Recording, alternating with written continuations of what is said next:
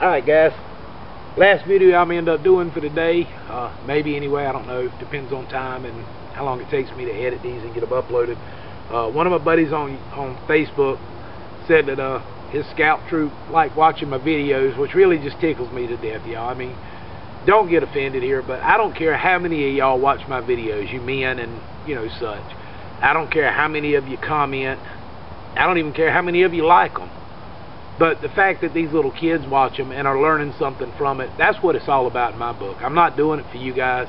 I definitely don't do it for the money, because I think in the, how long have I been doing this now? 5 years.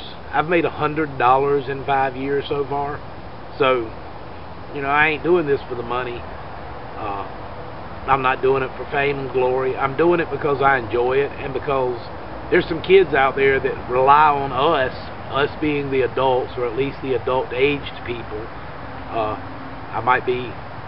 I think I'm an adult, I don't know. My wife will tell you whether or not I am later, I guess. But we're doing this to pass on knowledge to them and to the future generations, to keep this going so that the lost art form is regrown and rekindled and rebirthed into the youth of this nation and of this world even. You know, we got to remember there are people across the pond, as we call it, but we're doing this for them. So I wanted to do a quick video for you right now. They wanted to see a debris shelter, or a debris hut, I guess you could say. But what I'm going to do is, I got a Christmas tree that I'm deflocking. I'm taking the limbs off and getting ready to process it down for the burn barrel and for wood for later, for, you know, fire pit when we're out here, you know, gathered around and such. But I'm going to show you a quick shelter that you could do with a sapling of this size. This is about a 6-foot tree. Now, I don't recommend going out there and practicing on live trees, of course, cutting them down and using them. That's why we always try to use dead standing or dead falling trees for our videos and such. But in a self-reliant situation where your life is dependent on good, strong, adequate shelter, a small live green tree such as this is going to give you a better chance, because it's going to be stronger. It's going to be a limber tree, so it's going to bend a little bit more. The boughs are already attached and solid. It's going to be a little bit more waterproof for you, and it's going to be a lot faster to fashion. And I'll show you what I mean here in just a second. Now, this is probably the 3rd or 4th time I have actually done this to a Christmas tree in one of my videos. And oddly enough, each time it was with a different tool. But I've got the tree. It's already served its intended purpose, so I'm going to put it to use doing something else now. Got a knife, a Blackie Collins knife that I traded for on one of the Facebook pages. It's not real big, it's not real heavy, but it should do the job.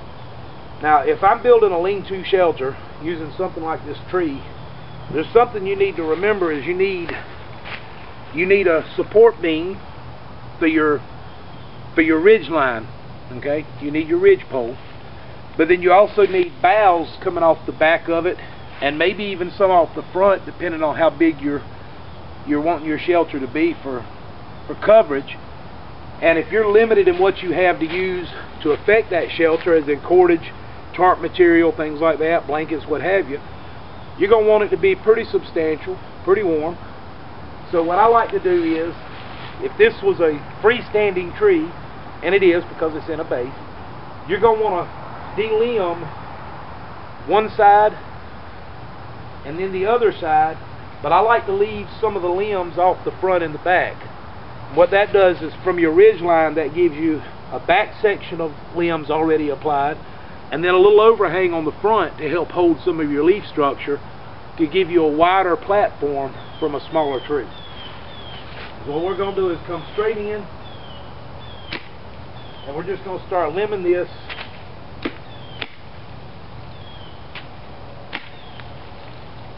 And we're going to go straight down this one side,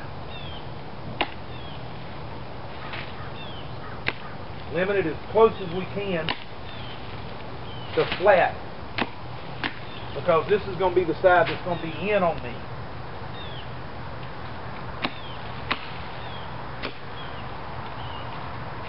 You can hear the pine needles falling off of it now because it's pretty much dead. Alright, so now I've got a decent little flat right here. Try to get those little nubs off. There we go. So I've got a decent little flat. And now I've got these bowels here that will be the front ridge. These bowels can be the back ridge. See? So there's my opening.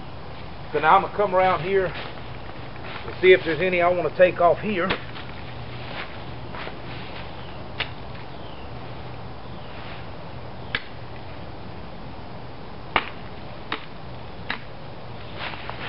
ahead and clear these. Alright. So now we've got a tree that's not that big, not that heavy to work and move around, and not that hard to chop down since it's screwed into a base.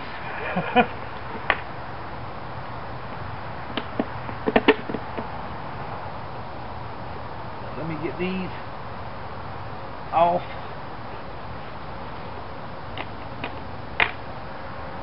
There we go. So now, timber, chop, chop, you know what I'm saying.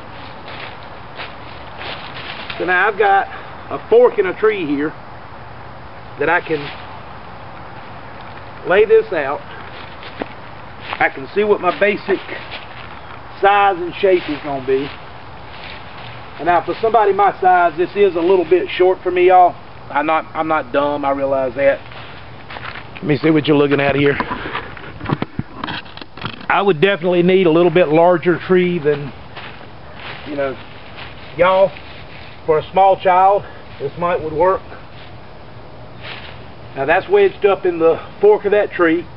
I don't have any cordage, so I don't have a way of tying it. I'm going to have to rely on that. It's laying down here. I've got boughs already on the back a little bit here.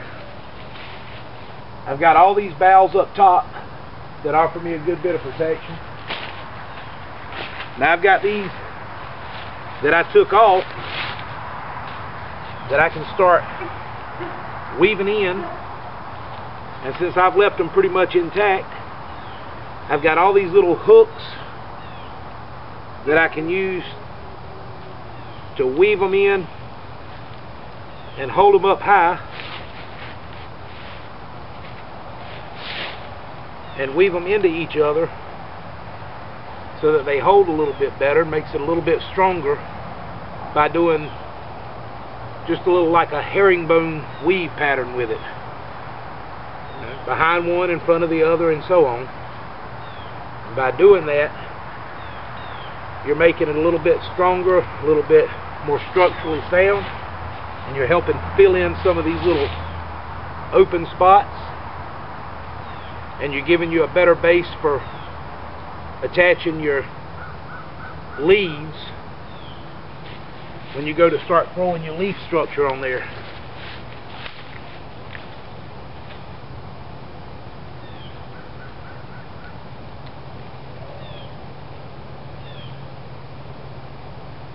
I said I don't have any cordage. I'm not using a whole lot of energy because the tree wasn't real big, it wasn't real heavy. I'm just using what Mother Nature provided for me,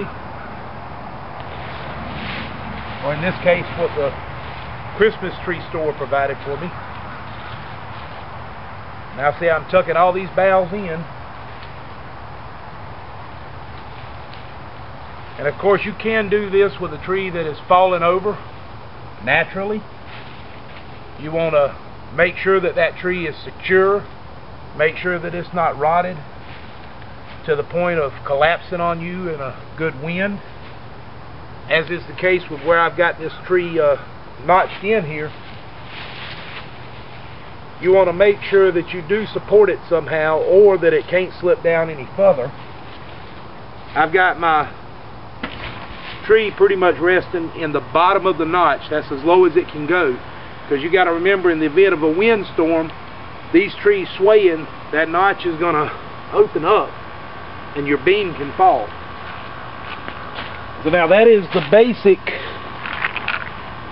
basic shelter, and that will offer me a good little bit of cover other than being too small. Again, I know it's a little bit on the short side, but it'll give me a little bit of cover, especially for a small child. That'd be perfect. Now all you got to do is with your shamag or whatever you have, you go around and start sweeping up all the leaves you can find. And this time of year, that's not hard. And just start dumping. And let the leaves start piling.